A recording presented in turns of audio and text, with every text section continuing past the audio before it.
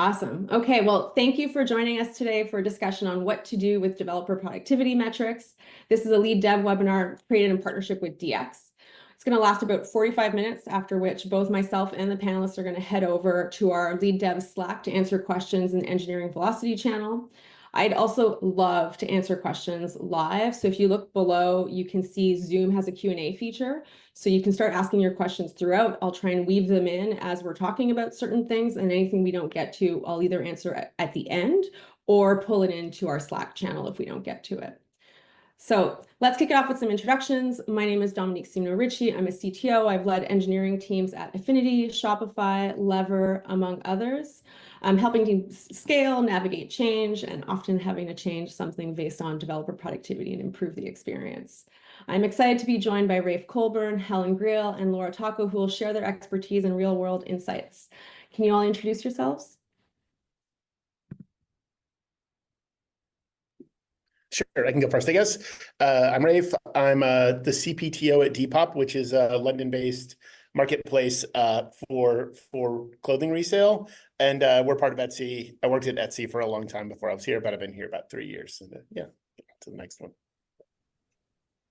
Hi everyone, I'm Helen Greal, VP of Engineering at Multiverse, London-based platform shaping the future of on-the-job education. Before this, I led engineering for Backstage developer platform at Spotify. And throughout my career, I've been deeply focused on all things platform development and just democratizing great developer experience.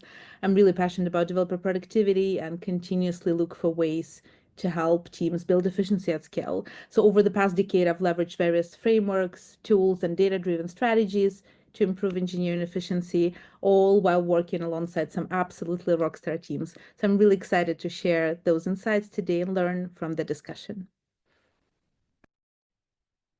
Thanks, Helen. I'm Laura Taco. I'm the CTO at DX. I'm also the co-author of the Core 4 framework, which is a unified framework bringing DORA, Space, and DevX together to help you answer the question, what on earth should I measure? Like Helen and Rafe, I spend a lot of my time, all of my time thinking about developer productivity. I have been working in developer tooling one way or another for about 15 years now. I was heavily involved in Docker and CI/CD, containerization, infrastructure engineering.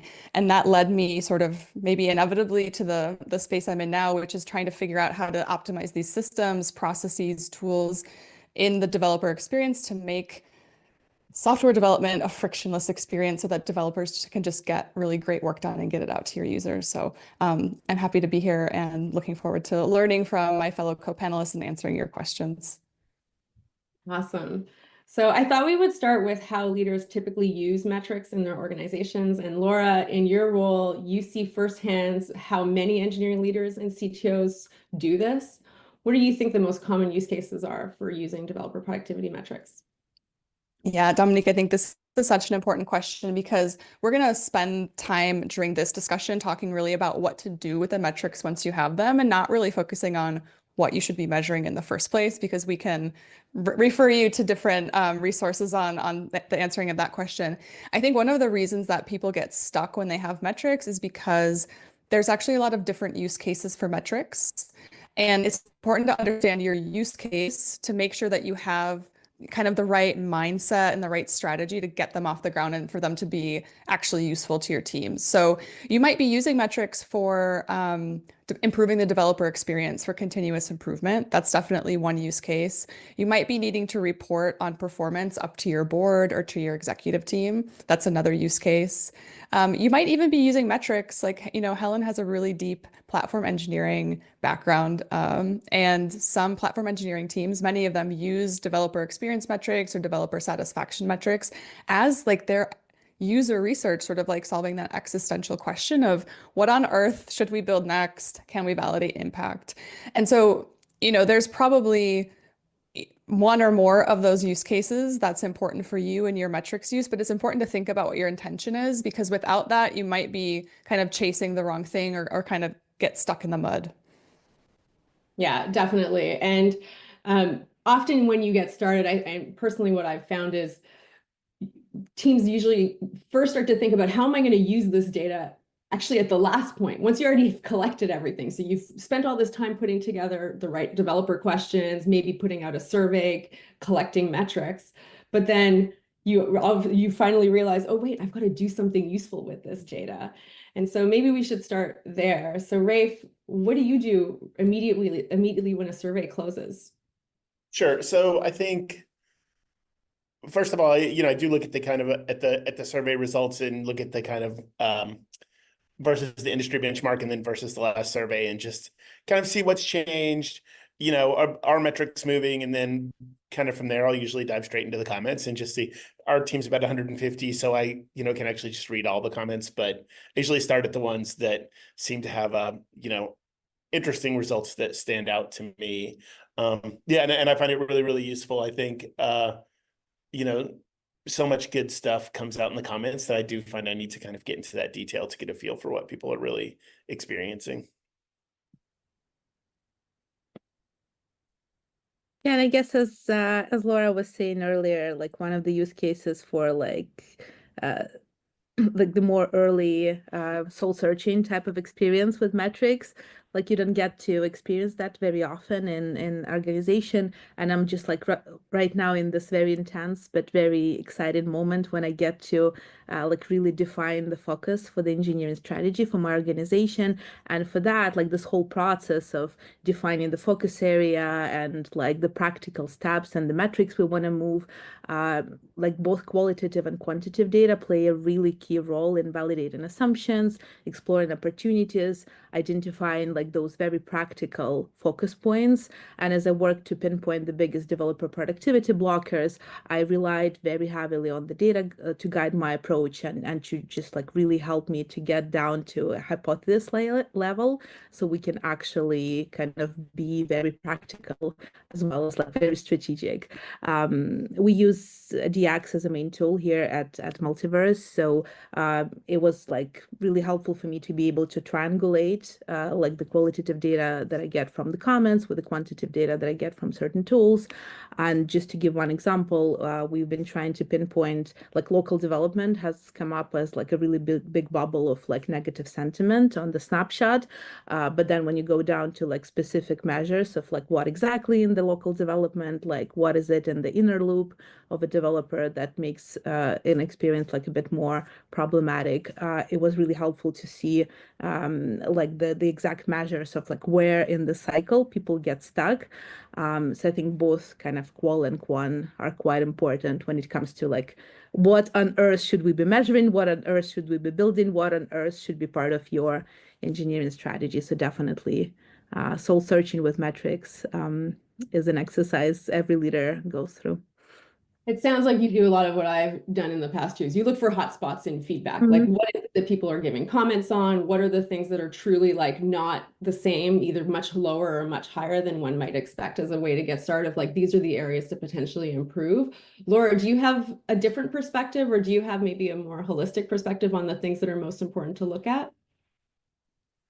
Yeah, I think what the process that Helen is describing here of looking to the qualitative developer feedback is really kind of a shortcut and an orientation piece. Like it's really a compass to guide you to where the most important interventions are. Because the fact is, the developers are in this tooling every day, all day. Like they really know where the problems are because they're running into this friction all the time.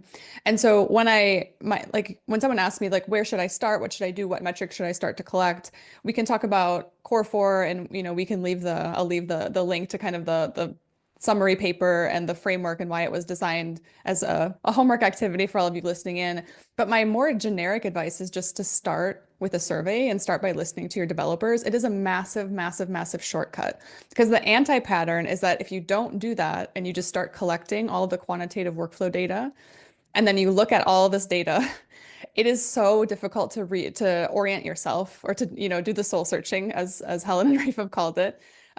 It's just overwhelming. It's really hard to distill meaning and interpret that data without the qualitative lived experiences of your developers. So that's definitely where I would recommend people start first, is like looking at that qualitative data, the self-reported data. Your developers know where these problems are, so just listen to them. And that is a good jumping off point to then start going down, figuring out where the problems are, picking out smaller improvement metrics to track your progress, and kind of taking the program, getting it started from there and then running with it. I think maybe one thing I would add is when I'm, probably because I run product too, I'm always looking at product metrics as well. And I think a lot of times, we collect a lot of product metrics, and I do like having access to them. And what I will usually do is I just like to look back really longitudinally. So I'll look back 1 year, 2 years, 3 years, and just see which metrics are moving and think about which metrics we've tried to move. And I think a lot of times when I look at developer metrics, you look and they just don't move very much, at least on a per head count basis, and so that's interesting. Then I think, okay, well, I need to, I can go into the qualitative data, but the ones that do stand out for some reason, either whether they're getting better or worse or whichever it is. And so I find that context gathering just to see like what changes and what doesn't to be like a really nice compliment, especially if I don't know what metrics to look at. But it's probably not too useful to look at the ones that don't change. It's the ones that are changing that at least maybe are interesting. And then from there you can say, okay, here are the ones based on all of this that I might want to change on purpose. And you may come up with a strategy. But I think having a nice spectrum of metrics is, and looking over a long period of time and just kind of seeing what stands out, I do find to be a useful activity. It's a good reflection as well, right? Because you're taking a look at what happened before, and ideally you did take changes, you did take actions to try and improve it, and you can see whether or not those worked. And so maybe thinking forward, so now you've looked at your hotspots, you have an idea of what you might work on. How do you actually decide or drive improvements in your organization based on what you've observed? Rafe, do you want to get started? Yeah, sure, I can start us out. I mean, I think a lot of it is this is something I try and delegate and slash listen to the people who are on my team.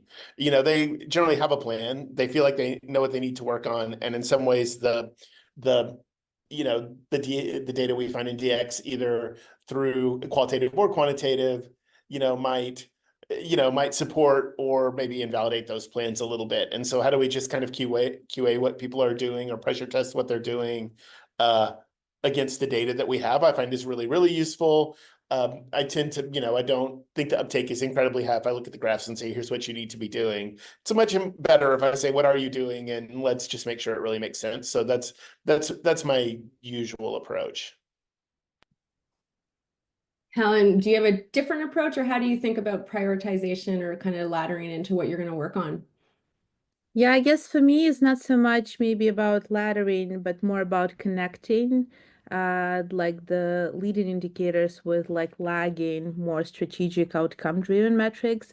And Rafe, I would be really curious also to get your take on this, because you're kind of sitting on both chairs, right, between product and engineering. And like I tend to bridge those worlds quite a bit, because as a leader, like you work with a range of metrics and they span from leading indicators to lagging outcomes.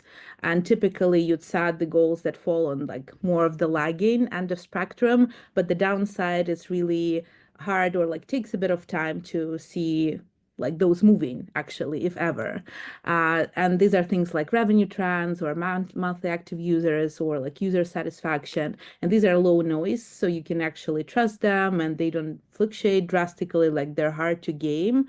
But then like what I tend to do with platform teams is that I'm trying to help them to kind of really connect their like quick tactical metrics that are like a bit more noisy, a bit more gamifiable, to more of like the lagging product indicators or like outcome-driven types of metrics, and not to kind of shoehorn them necessarily, but sometimes it's just like a missing link, because engineers doing engineering in their kind of left corner while product kind of working towards product goals. But in reality, things like, I don't know, reducing deployment lead time by X% can accelerate like marketing by 2 campaigns. And this link is usually not something that is on the surface for folks.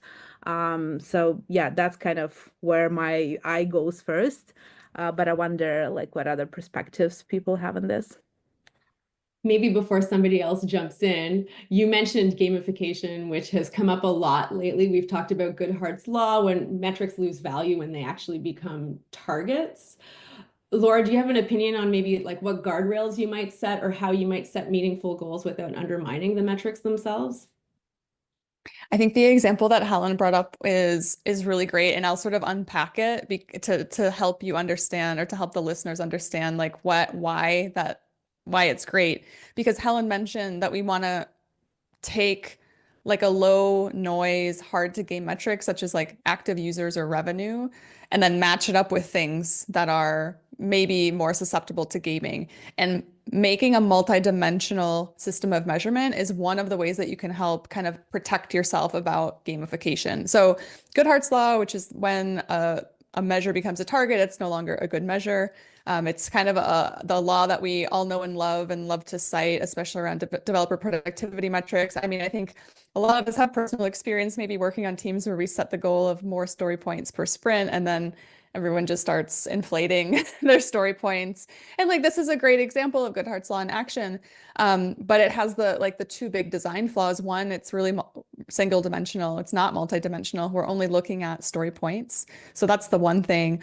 And then the second thing is tying especially individual incentive to that one-dimensional metric just makes it so ripe for gamification, because humans are hardwired to try to get as much incentive out of a system, especially if we feel threatened. It's like our job security, promotion, bonus, even just praise or goodwill can be enough to motivate someone to want to act in a bad way. So what Helen's saying about putting these metrics together, and Rafe in his role as a CPTO is product is a great place to learn some of these strategies of trying to look at many dimensions of a system and really get this like spectrum of metrics, so that we're looking at how the system is behaving, not just how one thing is behaving. That's a really effective way to insulate yourself from gamification. We can't prevent it outright, but at least we can try to hinder some of the negative effects.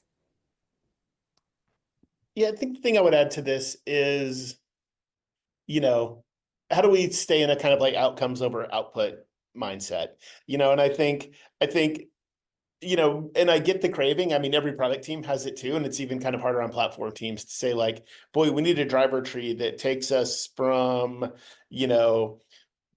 number of pull requests per engineer per week to experiment velocity to, buyers over MAU to sales. Like maybe that would be a crazy driver tree. But like, as you get to the further reaches of the driver tree, boy, causality becomes a little bit harder to, to isolate, right? And I think it is helpful to say, okay, what do we, what's something that's hard to disprove, so we say, okay, well, if we're in the business of trying things, the way we kind of represent trying things is experiment velocity. And so we think experiment velocity is good to a point. If, it's gameable, right? Like the other thing, so I think you have to kind of bring some logic into it. I don't think like just more is more. We had a really good example with experiment velocity here, which was, our experiment velocity was really low, and so we set a goal like experiment velocity needs to be high. Well, guess what? Of course, Goodhart's law, completely people cranked up the experiment velocity to like a really nice level, but all the engineers were complaining, rightfully so, that we were really running like not very good experiments, but we were running a lot of them. And I think you kind of have to watch these metrics and say, what is good enough? Is this no longer the hindrance? And we said, you know what, this is plenty of experiments. Now what we want is experiment quality to go up, better hypotheses, meteor experiment. Let's maintain this velocity. This velocity is fine. And so I think another kind of prevention here is just like, is understanding like what your binding constraints are. And once it's no longer your binding constraint, you don't need to keep working on it anymore. You need to be working on the new binding constraint. So anyway, I think that's another kind of Goodhart's law thing, is just like more is not always better. More is better to a point. It's also really helpful just to know that people are going to use the metric. It's a really great motivator. And so I often will design quarterly goals around, well, maybe the quarterly goal is more like, let's improve quality or let's do something like this. But for this quarter, I'm going to pick a metric, which I don't love, or that's not perfect, because if we go too far that way, it's going to end up getting us into territory where we've actually gone into the wrong place. But by only picking it for that specific quarter, you're making sure that it's not going to end up bleeding into the next one. It's definitely like you can use this to your advantage. I just want to jump in really quick to kind of add a thought to Rafe's comment before we move on, which is that I think Goodhart's law is often used as an excuse to not set targets or to maybe avoid using metrics altogether. And I think what Rafe has just shown us is a really good example of working with Goodhart's law instead of using it as an excuse to back away and say, let's not do it. Because what you've described, Rafe, is like a great example of scaffolding metrics and kind of scaffolding the adoption of the metric, the use of the metric, the way that your team uses it for improvement. One of the I think one conversation I actually had today, earlier today, was about PR throughput. And so number of pull requests or merge requests per engineer. And a question that I got was, well, like, how do we know if not, is it just like people submitting typos or whatever? Are we just splitting up work into smaller batches? And I think my response to it was like, probably that's going to happen. And also that's probably fine because in order to sustain a higher velocity, you need to get people used to working in smaller batch sizes. And I think we can split hairs and probably have a whole 2-hour, 4-hour discussion on like how small a PR can be until it's not useful anymore. But the idea here was like, just as Rafe suggested, let's first work on getting used to the velocity and then we can improve the quality or complexity, but we don't have to do all of those things all together at once and then think that we failed if we can't achieve it all.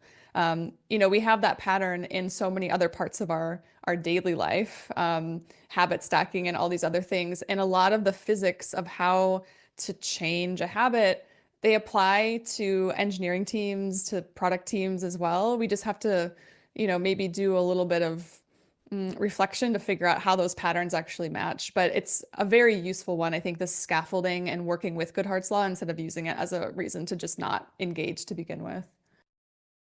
If I could add one thing, I think the other thing that I've seen a lot also in product metrics is, like, boy, it's dangerous to really think about one metric alone. And I mean, the one that I've seen in product, and I think it applies in engineering as well, is like there's a metric you use in your business forecast.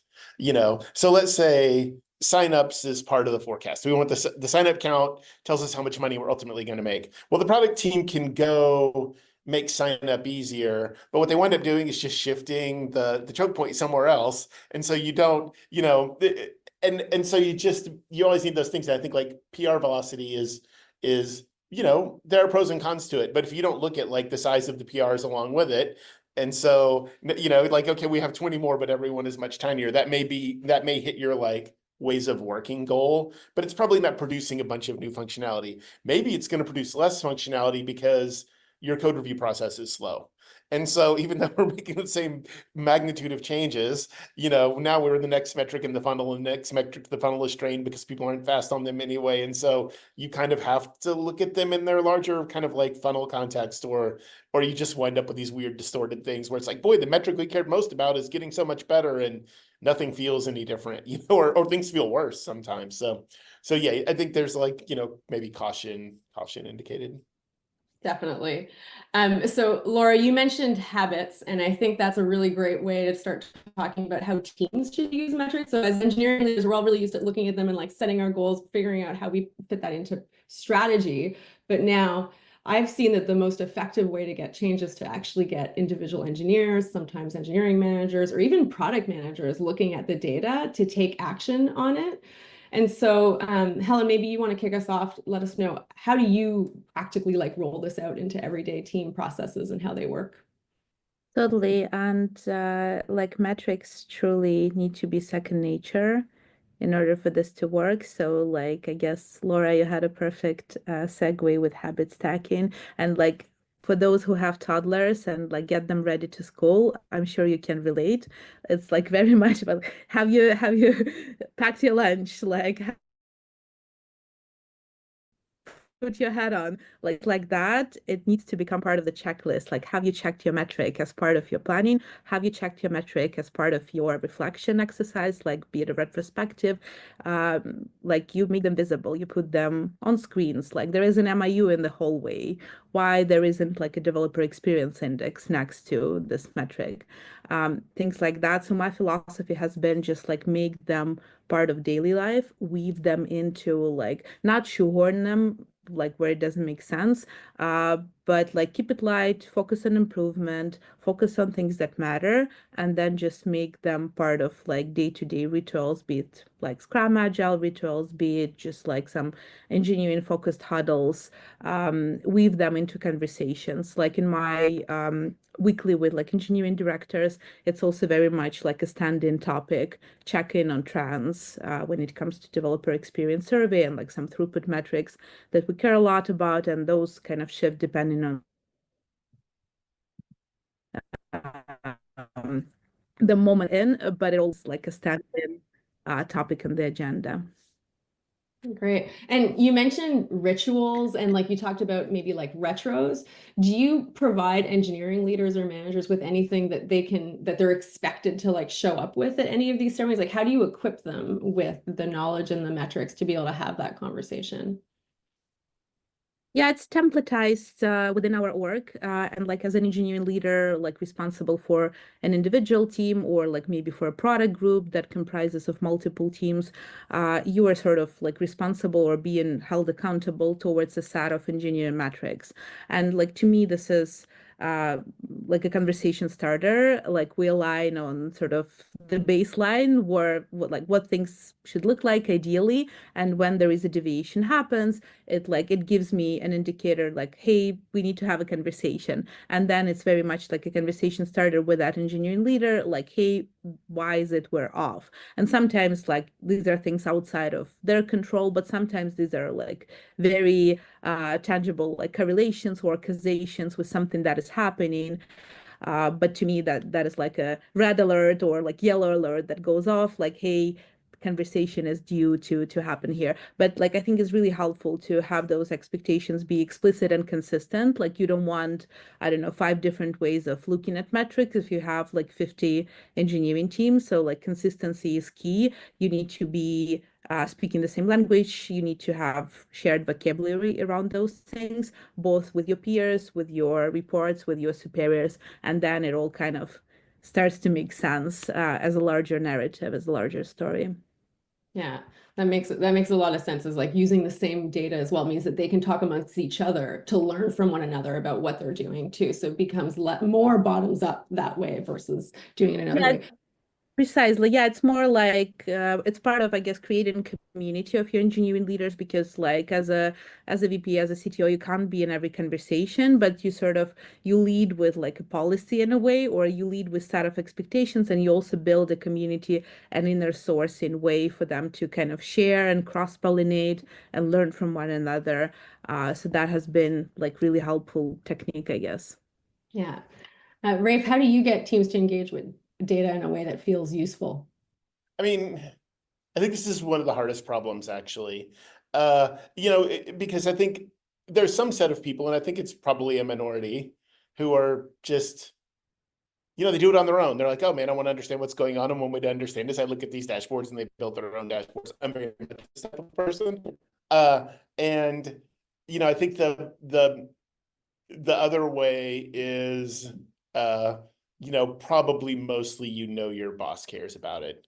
And so, if your boss comes in and like, oh, I saw something surprising in the data, then you're like, oh, shoot, I didn't look at the data this morning. I guess I better look right now. And so I think it's kind of up to us as leaders to pull it into context for people in one way or another. And even then, though, I think for it to sift through all the layers turns out to be pretty hard. It's nice when people do it, but I've never had that, like, I mean, and I would love it, that magical thing where it's like, oh, we've all looked at the dashboard and have the same context. It just doesn't seem to work for me. I don't know exactly why. Well, it sounds like maybe Helen makes it happen by showing that she's paying attention because she's asking the question, right? And so Carlo asked a question, which is really great. Is like, can you share with those like 4 or 5 measures that you consistently use across the teams or areas with your teams? Yeah, happy to answer live really quickly. Like the typical, I guess, 4 measures like they're not some rocket science, like things that you would expect, sort of. So it's more like around how your team is spending time, like what's the distribution of work, like building new features as opposed to like dealing with fires or addressing some technical debt. There is like an efficiency measure when it comes to like throughput. We have a measure for that.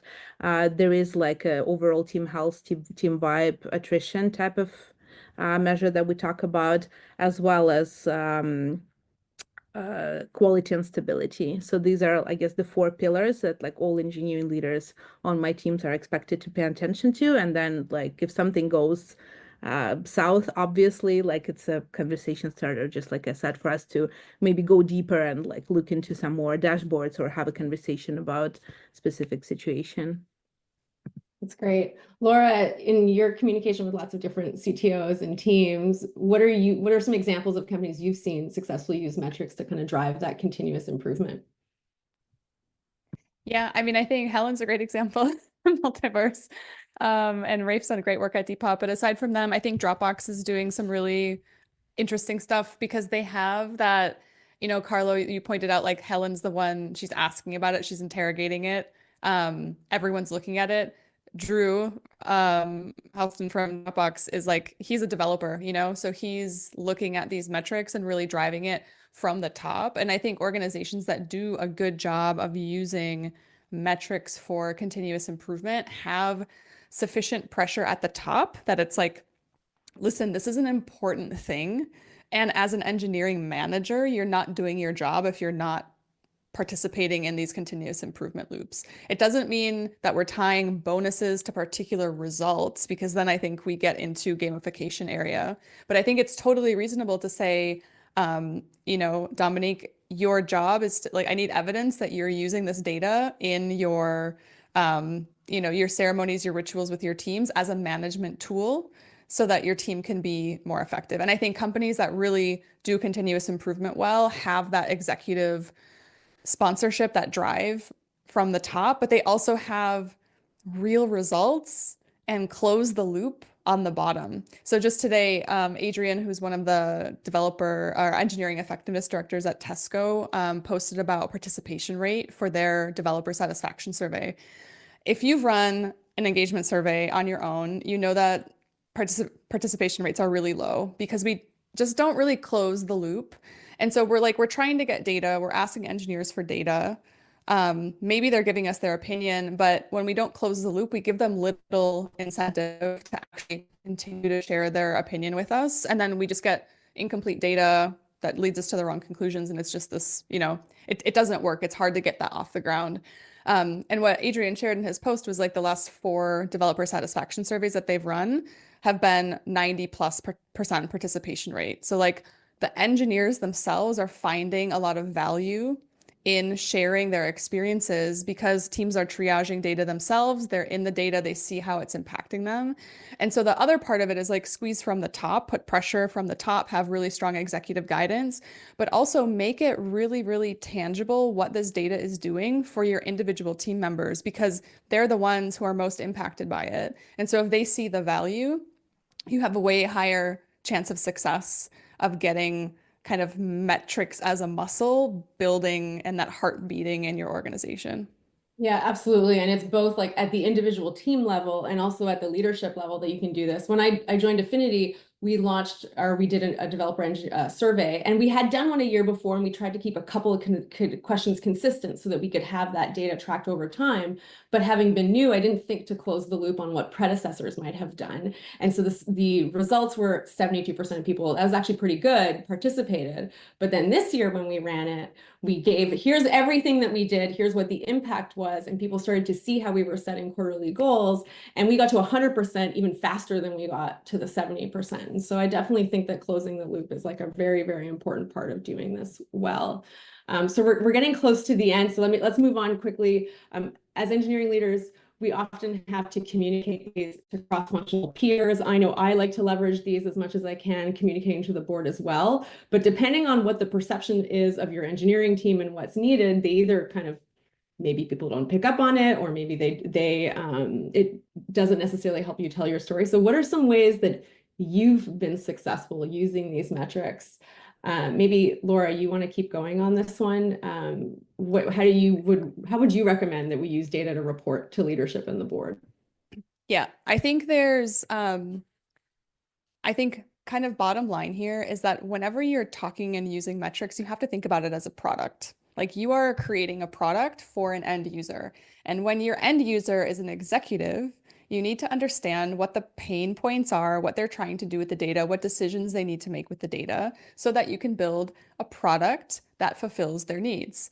You know, I hate to see an engineering manager spend all this time putting together a dashboard only to go into an executive meeting and for it to just sort of fall flat, because it's hard to interpret the data. It's not addressing a real pain. You know, I think storytelling with data is a really important skill, building a narrative with data. What are we trying to talk about here? There's a big difference between going into an executive meeting to try to show the impact of your initiatives and saying, listen, you know, this metric has stayed stagnant for the last 12 months. It's become now like it's on fire, right? We got to do something about this, like this issue, because we've been trying to address it. It hasn't. We've been able to move some of the people who were mostly satisfied into very satisfied with this particular aspect of developer experience, but we haven't been able to move the people who are neutral or less satisfied up anything. And so we're seeing movement with people who are already okay, but we're not seeing movement down here. We need more budget. We need, you know, more cross-cutting platform initiatives. The data shows us that this is how these populations are, you know, experiencing, reacting to whatever it is that we're doing. That is super clear about what the populations are, who's affected. We can start putting together ROI, maybe of impact, versus a dashboard that just has the number and says it's like, oh, it's just stayed the same. And, you know, I hope to think if you're taking the time out of your day to attend a webinar like this, that's not going to be the kind of person that you are. It's just to show a number on a black and white board, but really getting into the needs of your stakeholders, getting into calculating ROI and being really comfortable talking about the business side and then using data to support that story. That is what is going to make these metrics really powerful when you need to use them to report up on performance.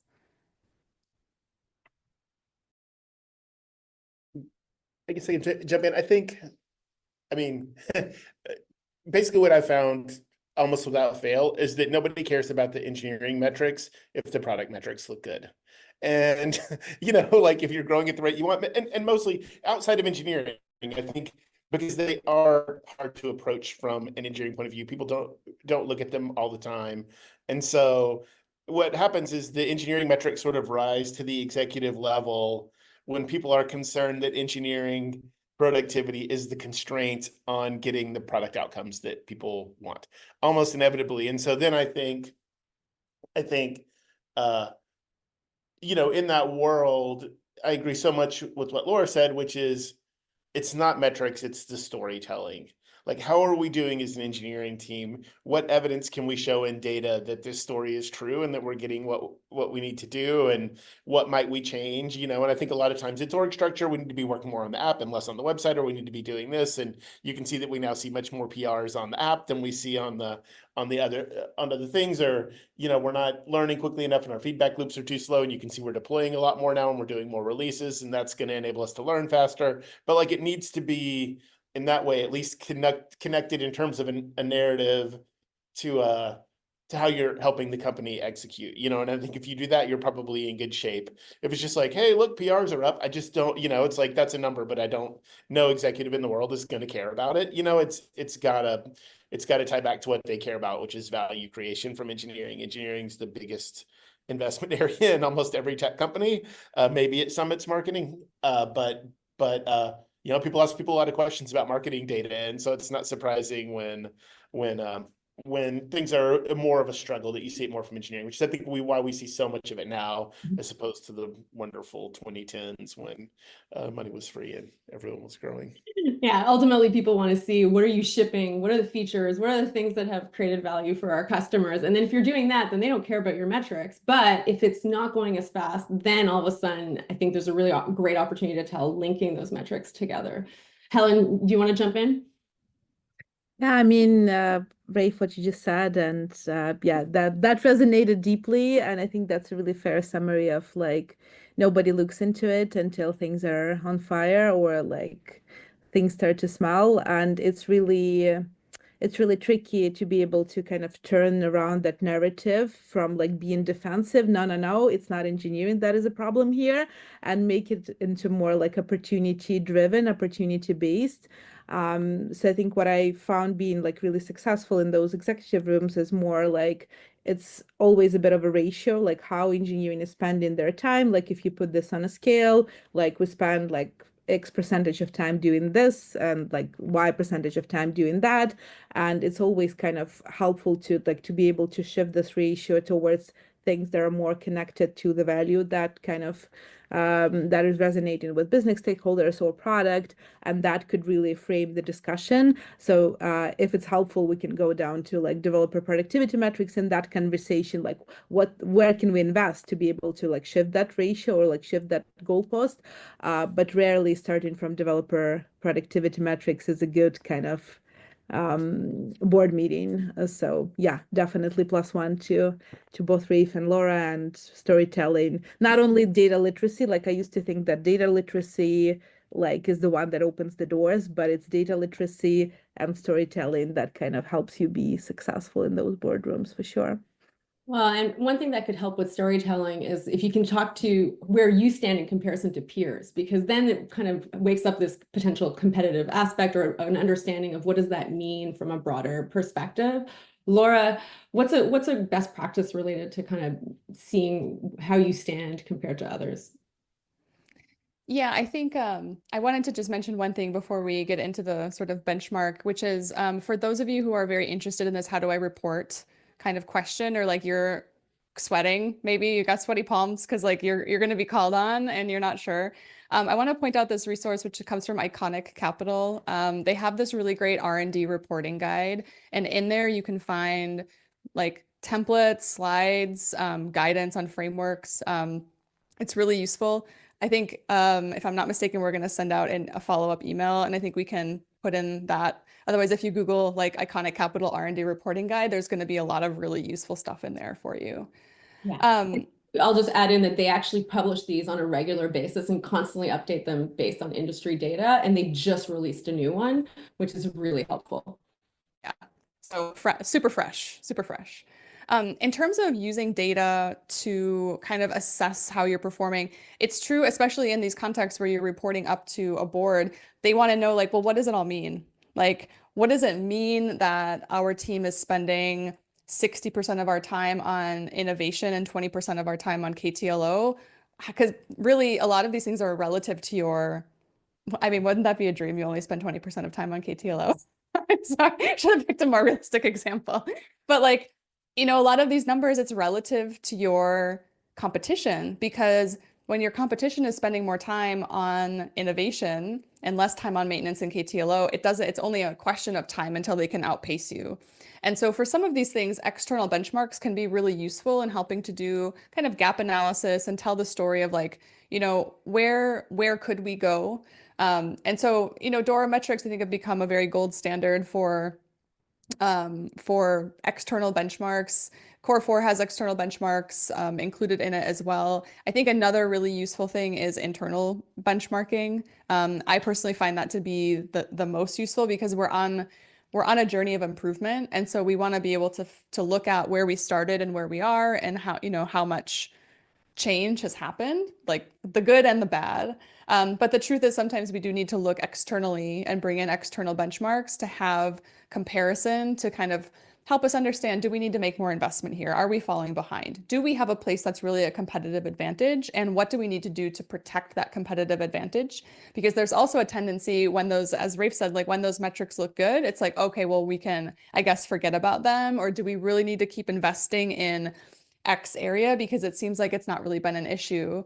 And benchmarks can kind of help tell the story again about, well, this is what we can expect to happen if we stop investing here, and this is what the risk will be, and here's how we might fall behind our competitors. So benchmarking can be really useful to kind of give a little bit of narrative context to performance and contextualize how companies are doing. Definitely. And unfortunately, I'm going to have to cut off the conversation now. That's all the time that we have for today. So thank you, Helen, Rafe, Laura, for all of your amazing insights. We're going to move over to the Slack channel. Any questions that we didn't answer live are going to get copied over there and answered. So please do stick around and go around. And if there are any other questions you want to ask, you can go in and join the channel as well.